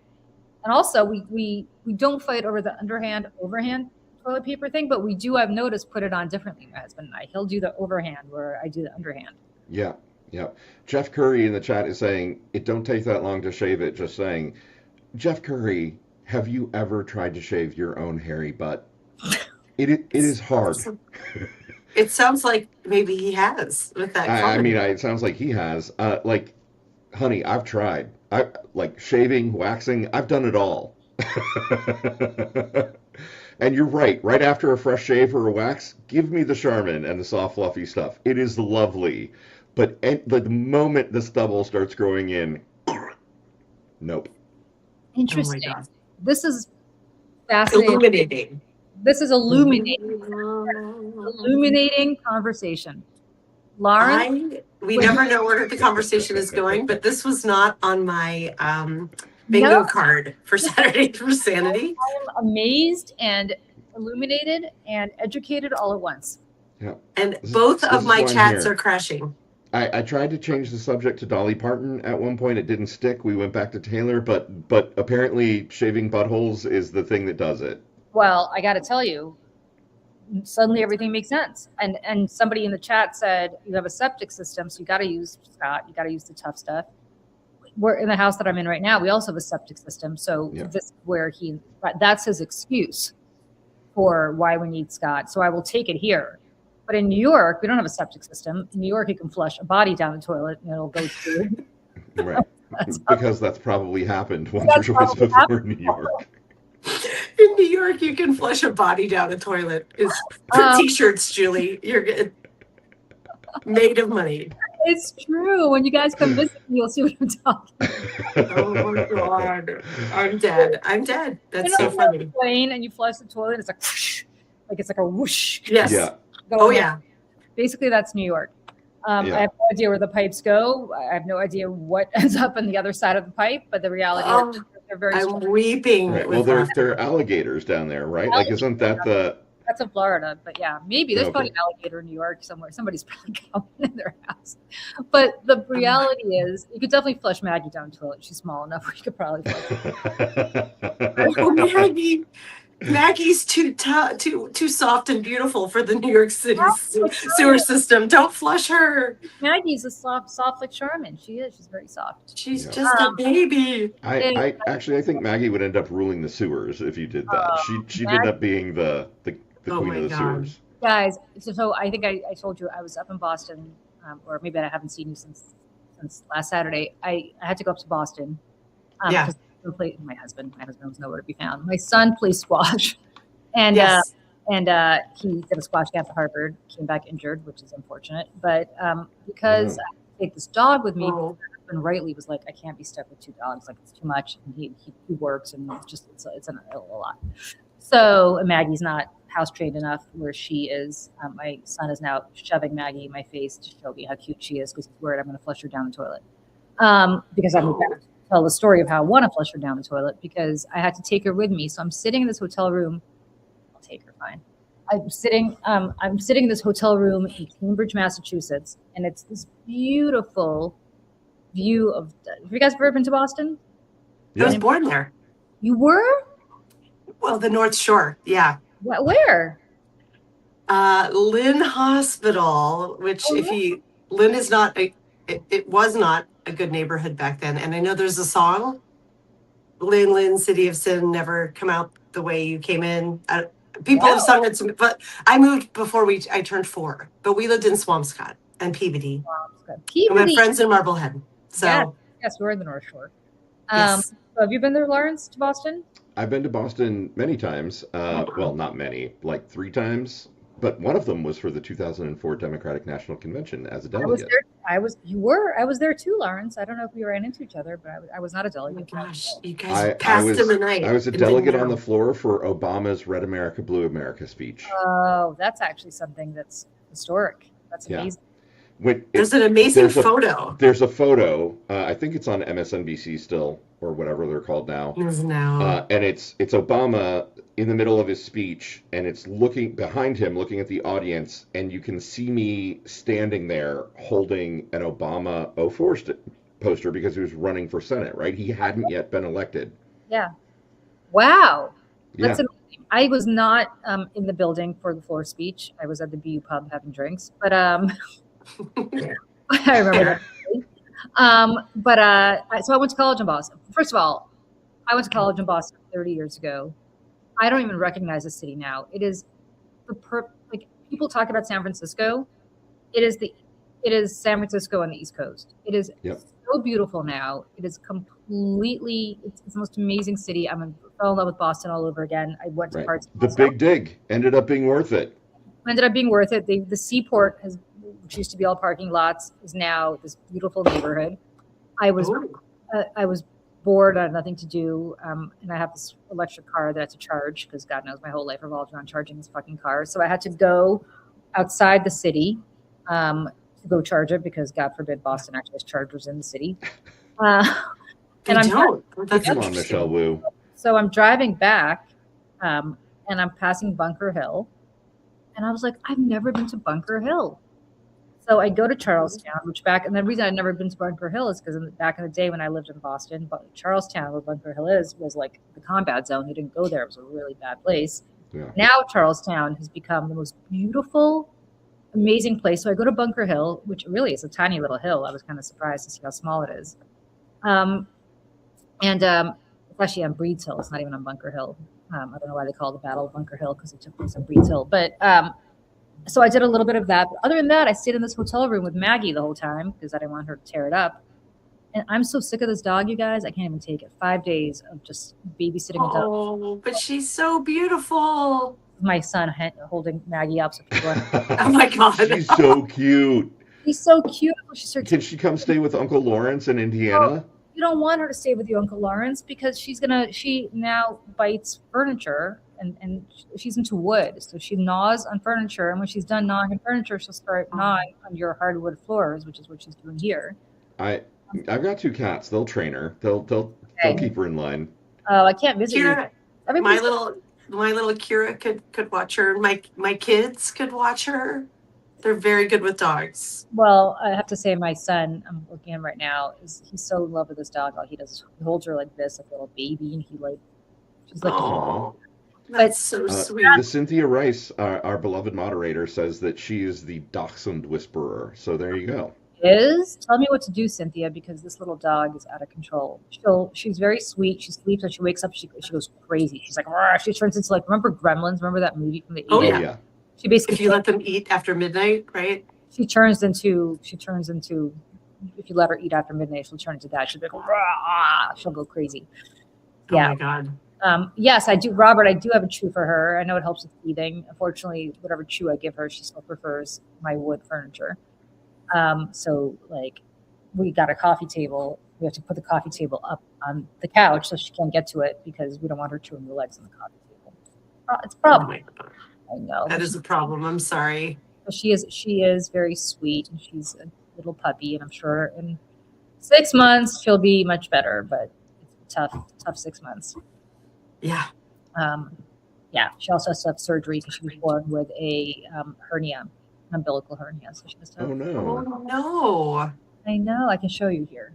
Give her to me so you can see what I'm talking about. See this thing? Oh yeah. Yeah, that's an umbilical hernia. Baby. I know, my sweet girl. John Donahue, did I go through this with my other dogs?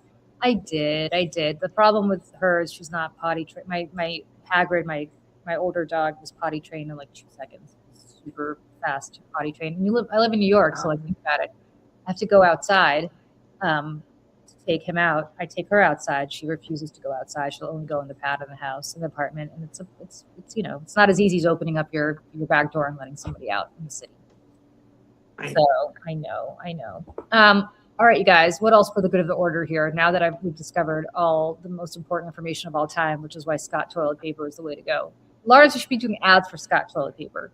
Well, they are launching sponsorships, right? On come on, Substack. Substack sponsors. Yes. Hey, Substack. Hey, Scott. Do you want to sponsor the Mayday Project? Well, and if Charmin wants to sponsor, because the women, notice, were like Team Charmin. Yeah. Right. All the women in the chat, I noticed, were all Team Charmin. Right. And some of the gay dudes would be like, "Do you keep that pussy waxed? You need Charmin." Right. And then the rough and tough ones will be like, "No." I'm laughing because so there is a creator I adore. He goes by Speech Prof. He's huge. I'm not like making him up. He's on Substack a bit, but I see him more on Reels on Instagram.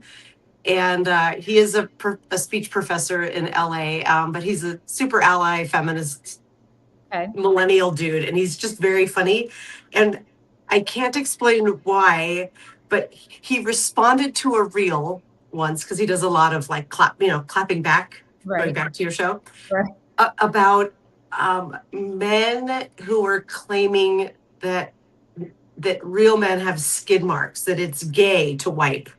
So he was speaking back to these disgusting male influencers and just being like, why do you, and he pronounces it wipe when he does it. Why do you not wipe? And then he became known for it. So people kept sending him video after video to respond to. So now if you Google Speech Prof, like the first Google result will be like, doesn't wipe or something like that. And he has made reels about the fact that he is now associated with this, but he's very funny. And it's so I feel like this toilet paper question then has this other kind of cultural, political question of, or are there men out there who are just opting out because they're like, that's so gay, babe. Wait, you do my laundry. Dreams of glass. I'm a woman. I prefer the rough stuff. Why? Why would anybody prefer the rough stuff? I mean, I understand why Lawrence does, but if you're why would you prefer the rough? Like, why? Again, why? It's like, really? It's no. Right. This is. Dana, you sent me one of those Speech Prof videos once, and there's one of them where he starts with a video that someone sent him, and it's like some, young gym bro, like going into the gym, and he's like interviewing all his other gym bros, and the question is just like, do you have skid marks? And every guy that he talks to is like, yeah, of course I do. Like everybody does. Why? I mean, honestly, why? The rationale, and I'm not kidding, because I have watched a lot of these response videos. The rationale from the men is like, your women will just do your laundry, and it's gay to touch even your own butthole to wipe it. That is where we are with the state of young gym bro men. Not a hashtag, not all gym bro men. But this is the content your son will be seeing or is seeing on the internet. Well, that there's a belief that even to wipe one's own bottom is beneath them. If you wonder, young men, why there's a loneliness epidemic. Right. If you're an involuntary celibate and you're wondering why women don't want to have sex with you, it might be because you smell. It's not just about doing laundry. It's that if you don't wipe, there's a stench that comes and follows you, and nobody wants to be around somebody who smells. So there you go. I find a woman who once was 20 years old. Yeah. Right. And I as much as I write about dating and relationships and the challenges that are out there, as a Gen X aged woman, I have never encountered this. I cannot even fathom that's how low the bar is sunk. That he responds to women sometimes who are like, am I unreasonable for wanting this? And it's like, girl, the bar is so low. Oh my God. If you're a woman, like, are you really going to have a conversation? Like, are we really supposed to have conversations with men? Yes. About this? About why it's important. About why it's important. Like, I don't mind having the conversation with my husband about toilet paper because whatever, it's just a personal preference. Yeah. This is disgusting, and nobody wants to be around you. And you asked about my son, the content that he's going to be seeing. I think my son hopefully was raised by a mother who's taught him about hygiene, although it's now almost noon and teeth brushing, I'm not sure, has commenced. That's fine. He just says, no, it has. No, it hasn't. But nevertheless, like hygiene is something you teach your kids about, like from an early age. That's what potty training is about. It's not just about right. Go, it's about how to go. I can't even how to take care of one's body. Yeah, and Michelle B said bidets in Japan in every bathroom. True, and also in Europe, bidets everywhere. Yeah. And I have I'm a bidet convert, I've got to say. Really? Oh, like the really good ones that have warm, hot, and that warm water and a blow dryer. Oh my God, are you kidding me? I've never used a bidet. Have you, Dana?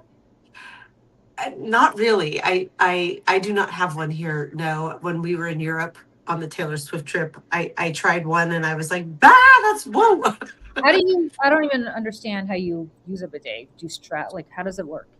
Well, okay, so they're new bidet toilet seats, right? Like you replace your toilet seat, and you just sit on it. And when you're done doing your business, you have the remote control, and you can aim where the water goes, front or back, and the temperature of it, and whether it's a steady stream or a pulse, and then after the water, the good ones have an air dryer that shoots a jet of air to dry you off. There's no use toilet paper? You don't even need toilet paper. Like, it's so effective, you don't need the toilet paper. It is life-changing. I do not have one here, but I've used one.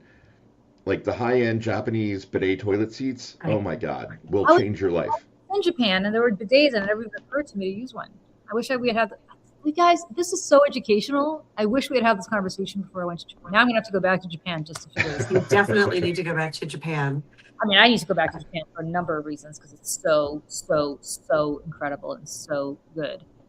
Yes. Well, can we talk about have you read the Wall Street Journal article about funflation? Like how part of what's happening right now is everything that is even remotely fun costs so much more than concert tickets or like the frame they use is tickets to the World Cup, right? Like you're not going to the World Cup unless you've got like 10 grand to drop. It's insane. Yeah. I get a ticket for my son because he really wants to go. There's no way. Right. And especially if you're not so Lawrence, was it 10 grand to buy the tickets originally? I'm not a sports fan, or is that post sale market, resale market? That's resale market. So what I understand is, so Cliff is Cliff is at the game today, right? But what he did is, I mean, I don't know his business. I don't know how much he spent on them, but I know that he entered into the pool like 2 years ago. Basically said I will buy any ticket for these dates. I don't care who it is. Like I don't care who's playing. Like if you wanted to have any control over who you were playing or, what teams you were seeing, then it cost money. But if you entered yourself into sure, I'll take any ticket you give me, it was not as expensive. But still, like a family of 4, even if tickets are, $2 grand each, that you're still dropping $8 grand for your family. Not to mention, get there in New York, you have to take, as I said, they shut down everything else. You have to take New Jersey Transit. It is $100 round trip. Yep. To go. In normal times, it's like $20. Right. So I mean, imagine crazy. What a beer costs at that game, right? Like, I'm sure a beer is $30. Yeah, Climate Pledge. We went. Climate Pledge Arena is where the Seattle Kraken, the ice hockey team, plays. It's a beautiful arena right in Seattle Center underneath the Space Needle. The once and future Seattle Supersonics basketball team will play there. Yeah, back when it was called Key Arena, but now it's super fancy and it's Climate Pledge Arena. Climate Pledge Arena, that is so Seattle. Everybody else is sponsored by it's Bezos. So this is it's an Amazon initiative. Amazon doesn't put a ton of branding on it, but the Climate Pledge is an Amazon initiative, and it is their stadium. Got And it. it is amazing. Like the food choices are great. Everything is compostable. And Like it, the Supersonics play there? Well, they played they there will. back when it was a cinder block called Key Arena. It has been reborn as Climate Pledge. But I was there a few weeks ago and we saw the skaters on ice thing. The Olympians Yeah. came and did an exhibition, and it was rather delightful way to spend an evening.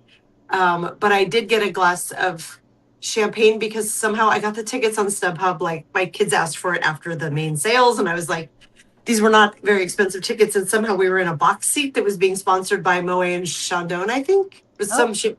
And I was like, oh, I'll get a glass because I'm here and I don't know how we got such good tickets. It was a $40 glass of wine. Oh. And it was like, oh yeah, I'm at Climate Pledge. And it was in like a shitty cup. It wasn't even in glass. But well, you know that go ahead. Sorry, Dana. Oh, I was just gonna say, like, my kids love going to concerts, and so do I. And it has become like the funflation you're talking about, Lawrence. If you are lucky enough to get in and get the tickets, like I got tickets for Phoebe Bridgers through normal sales, and they were expensive but not crazy, like a couple $100, I think. It's if you can't. I tried to get tickets for the Daisy Chain. It has one word too many. Daisy Chain Fields Festival. Which we should talk about. Have you heard about this festival? Mm-mm. Either of you? Okay. It was announced this week and tickets went on sale immediately. This is amazing. I'm sure you remember Lilith Fair. Oh, of course. Okay. So hold on, because I did write a little story about this. So I'm going to go find it. It's on Medium, not on Substack, but I'll still share the link. So announced on Tuesday, ticket sales Thursday, the Daisy Chain Fields Festival, sponsored by Olivia Rodrigo. Okay. And it is an all women music festival. Nice. Hold on, I'm looking for the link. And it's in Irvine. It's in like near LA. Actually, I don't know how close that is to LA, but Lawrence, you would know. I think it's pretty close. Irvine, I know where it is. It's not that far. It's not far. Here it is. So I'm going to read you actually, it's not here. The bill is extraordinary. It's all women. And the poster lists them in alphabetical order. So even though Olivia Rodrigo created the festival, she's listed in the middle. So I'm going to read the lineup. It's not that long, and your jaw's going to hit the ground because it's multi-generational and completely awesome. Bikini Kill, Chapel Roan, I'm not sure if I'm pronouncing this right, Dice Spitz, Dochi, Eli, Garbage, Cat's Eye, Mitski, I love, Not for Radio, Olivia Rodrigo, Quiet Light, Rachel Chino Riri, I think, Santa Gold, The Breeders, with special guests Karen O, Sarah McLachlan, and Stevie Nicks. Oh my God. So it's a ton of contemporary artists, a ton of kind of millennial artists, and then the Gen X and Boomer artists are the special guests. And she is, of course, hat tipping Lilith because she brought Sarah McLachlan in. Right. So good. It's such a good lineup. And I tried to get tickets because it's right before my daughter leaves for college. It's the end of August. And I sat in the queue for over an hour and then was told I could add my name to the wait list. And that's it. So that means we didn't get tickets. But they were $200. The general admission tickets were $255 plus fees. Yeah. But then there were the VIP and the blah, blah, blah, blah, blah tickets that were more. But to hear all those bands, that's a price that makes sense to me. You would pay that much just to go see Stevie Nicks. But this is, again, like the whole funflation thing, right? Like, yes. So Betsy in the chat is saying $200 tickets are reasonable. I guess this is why I've barely ever been to concerts. That's the crazy thing. That's very reasonable now. Right. Like you're going to get 3 tickets. That it's going to be $1,000 just for the tickets. Just for the tickets. Yes. And then you've got to go to LA to actually go to the show. Yeah. It would be astronomical. And Lady Gaga came through last year and didn't get Ticketmaster hates me. I don't generally get picked for the queue. And my daughters really wanted to go, and so did I. And I was like, hey, we've never seen Lady Gaga. We've seen most of their favorites, but we've never seen Lady Gaga. And yeah, it was thousands of dollars a ticket. And I was like, I'm sorry, kids. I know how much this means. And also I can't. I will work on that for you.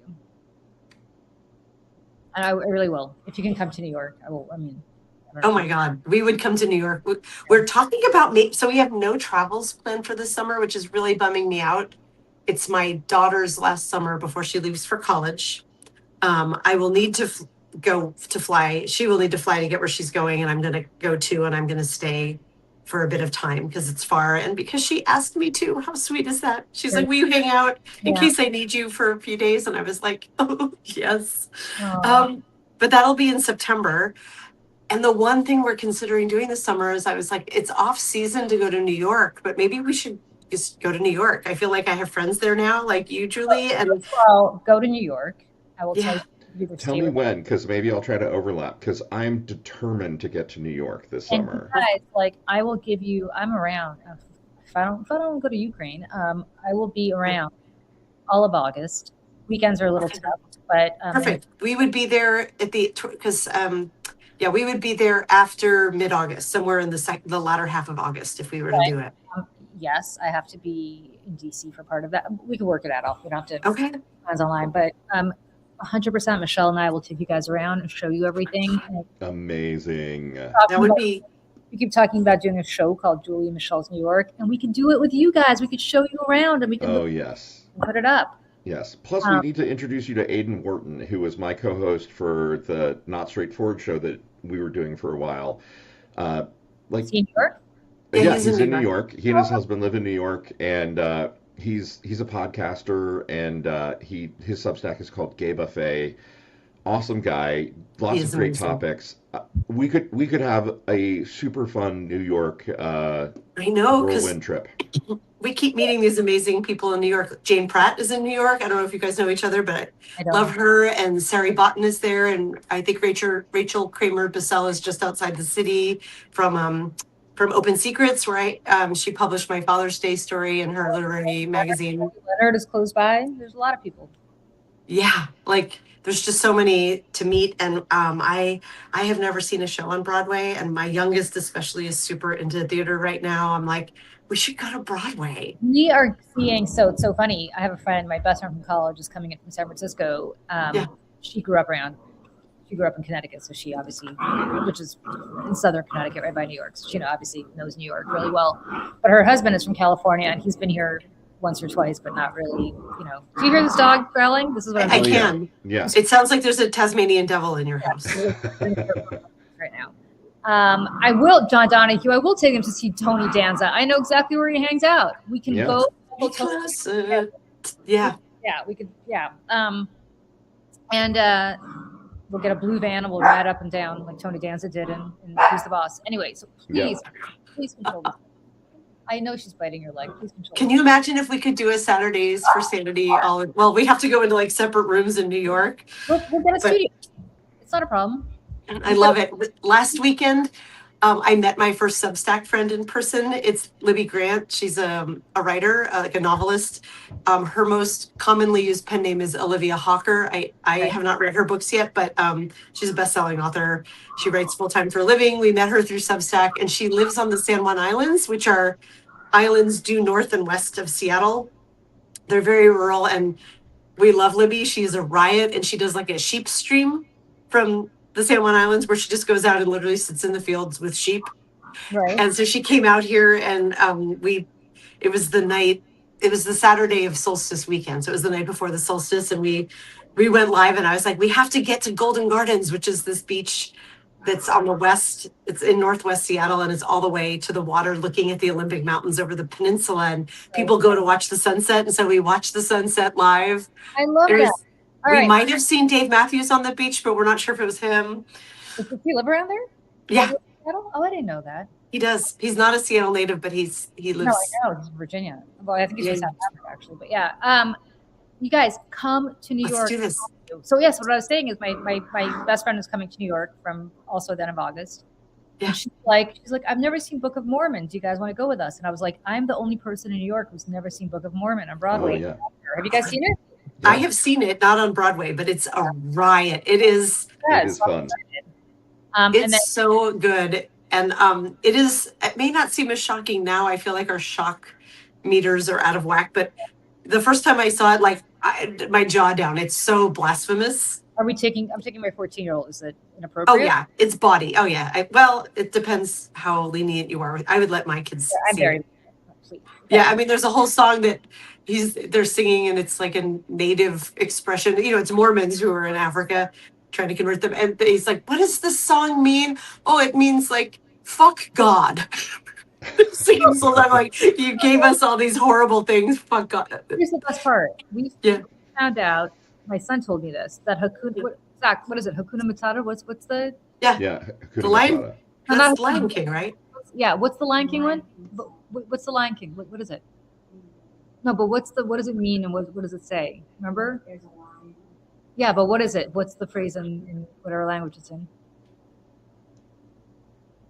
Oh, whatever it is, like when he's holding up the lion. What's that line? Whatever it is. That means there's a lion. Oh, it's a lion. Oh my God. Like it means nothing. It's like it's a lion. Oh my God. That's so funny. Nice. Disney is suing the guy that translated this for like screwing up the brand of the Lion King. Wow. Really? That's a good story. The guy, what is it? Oh, the guy that wrote the song is suing the guy who's translating whatever. Oh my God. It's like da, da, da, da, da. It's like, oh, it's a lion. Oh my God. Like it's nothing. So I did see The Lion King on Broadway. I was dragged to see The Lion King on Broadway. I suffered through The Lion King on Broadway. That was. Yeah, that wouldn't be my first choice. What? Yeah. My son just informed me that his cello teacher plays in the orchestra of The Lion King. And I would kill myself if I had to listen to that every night. So Your somebody son in the is chat having is an. saying Yeah. there should be a song called "Fuck Trump." Even better, wait until Trump the musical comes out. Okay, my not lifelong, my dream of creating a musical called The Clintons that was only going to work if Hillary had gotten elected. Clearly, that's ruined. Somebody needs to Shattered. make a "Fuck Trump" musical. Clearly, it should be the South Park guys, like Trey Parker. Get on that stone. Get on this. Yeah. Oh, it wasn't Circle of Life. No, it's whatever. The you know, the very beginning when he's holding up the lion. Yeah, it means it's a lion. Oh my God. Nice. All I can think of is Hakuna Matata, and I know that's not the first. No, Yeah, same here. Yeah, Broadway's awesome, you guys. Broadway, I have to say, like a good show on Broadway is for obvious reasons. Yes. So Also crazy expensive. I mean, I don't know about Broadway, but even out here, just to go see like the Paramount is our theater that gets the like touring Broadway shows. And I was looking at getting season tickets. My younger daughter's really into theater right now. And you know, her big sister's going off to college, and I was like, well, this would be a really special thing to have a season ticket with her, and we could go see all because there's a pretty good lineup. But I was like, oh, the cost of it is just like. Here's the. It's not a secret in New York, but here's in case people come to New York and they don't know this. If you go to Times Square, which of course you should if you go to New York, prepare to be accosted by Elmos and others, but whatever. There is a booth called TIX, T-I-X. Yep. And you can get same day shows, and they're really good shows. I mean, you can't like if it was like Hamilton the first year you couldn't, but basically everything else, probably even Hamilton now, for super discount, like super discount tickets. So you just have. I would totally do that because there's not like one show that I'm like we would have to go see that on Broadway. We've seen Hamilton. I would love to see Hamilton again, but okay. So if you just go first thing in the morning when they opened and you have your pick and it's great and you can get really good seats and they're really not expensive. So I love that. It's fantastic. Julie always seems to know someone. Julie doesn't really seem to know anybody. It's just that I live in New York and like I don't know Julie. He just happens to be haunting my existence. You know all the tricks. I'm also laughing because this is a small funflation thing, but it's my like private rant of not even 2 years ago. I threw a birthday party for myself at a venue, and I hired a friend who he owns a photo booth company, and I was like, well, I want to have a photo booth. And it was digital, you know, we had it up for like 4 hours and backdrop, and we could take pictures, and he put, you know, little frames on it, and you could go download them. That was like Dana's birthday party, and he does it up really, it looks really good. And it's an activity plus a takeaway, which I thought was great. My daughter, I'm throwing a party here for my daughter and her best friend for their high school graduation. And I was like, oh, I'm going to get one of those photo booths. It was a bit of a splurge, but I think it was like $400 in September 2024. Do you want to guess how much the same thing costs now? Because I just got the proposal. $1,200. $1,200. Wow. And I was like, I get things are more expensive, but it's a photo booth. Like it's not a consumable. You don't have to rebuy. Well, maybe you have to replace your cameras, but like triple, I'm like, good on you for your business doing well, but like too much for my blood. Of course. $1,200. Of course. For 3 or 4 hours with a photo booth. No physical prints, just digital. Of course, because they can. All right, friends. Noon, I got to go feed my family. Go buy some Scott toilet paper. Lawrence, you are a life changer, and I'm going to be thinking about this conversation. Your Zionism article was good. This information is better. Right. Thank you. These are the truths that we all need. This is why you come to Mayday. This is why you come to the Daily Whatever Show, friends. Because who the hell else talk about hairy butt cracks? Yeah. My best friend Lawrence, who's not a 12-year-old boy. We give you the information you need around here. Right. All right, friends. Everybody have a great day. We will see you guys Michelle and I'll see you before that. Dana and Lawrence will see you before that. But 3 of us plus Michelle, hopefully, will see you next week. And we are so glad that you were able to come join us every Saturday. We have a crazy good number of people on Substack today. So thank you to all of you who are in Substack and also here on YouTube. And there are my dogs trying to murder each other. So I got to run. Okay. Bye, everybody. Thanks, everyone. Bye. Bye.